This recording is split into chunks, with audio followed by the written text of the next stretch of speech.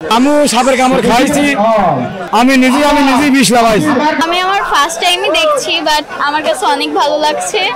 আর আমি আগে যখন ফোনে দেখতাম তখন ভাবতাম যে আমি কবে দেখবো, লাইভে কবে দেখবো। আজকে ফাইনালি আমি বাবাকে বলার পরে বাবা বলছে যে আচ্ছা আমরা আবার গ্রামে একটা এরকম খেলার আয়োজন করব।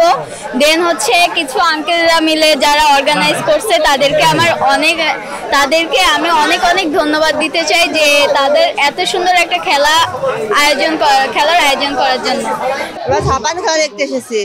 ঝাপান খেলা আমরা অনেকদিন পরে দেখতে পাচ্ছি, অনেক সাপ দেখা যাচ্ছে, আমাদের খুব সুন্দর লাগছে। এই সাপ যখন আমরা ছোট তখন আমরা 7 বছর পেছনে আমাদের বয়স, তখন আমার আব্বা সাপ ধরে নিয়ে আসতো, সাপটা ধরে নিয়ে আসার পরে আমরা দেখতাম সাপটাকে দাঁত মাট কেটতো, আমরা দেখতাম। দেখার পরে ওই দাঁত মাট কেটে ধাপান হয়তো আমাদের নিয়ে দিত, ওই নিয়ে যাতে আমরা শিখে ফেলতেছি, বুঝেছেন।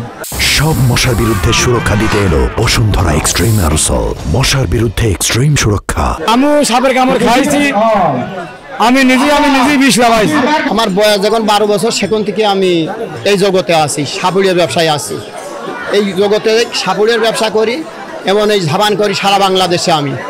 আমি সারা বাংলাদেশ খেলা করি। আমি সরকারি সোনারগাঁ জাদুঘর আছে না, মন্ত্রণালয় থেকে পুরস্কার পাইছি। গ্রাম বাংলার ঐতিহ্যবাহী খেলাগুলো প্রায় হারিয়ে যেতে বসেছিল। আমরা সেই গ্রাম বাংলার যে ঐতিহ্যবাহী যে খেলাগুলা, সেই খেলাগুলা জাগিয়ে রাখার জন্য এবং এই খেলাগুলা যাতে আপনার যুগের পর যুগ টিকে থাকে, এই কারণে আমাদের এই আয়োজন।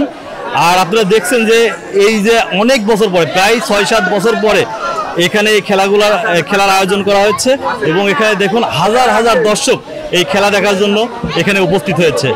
আসলে গ্রাম বাংলার ঐতিহ্যবাহী যে এই খেলাগুলা আমাদের সবার টিকিয়ে রাখার নৈতিক দায়িত্ব এবং আমরা সেই জায়গা থেকে আমরা এই খেলাগুলো আবার করাচ্ছি।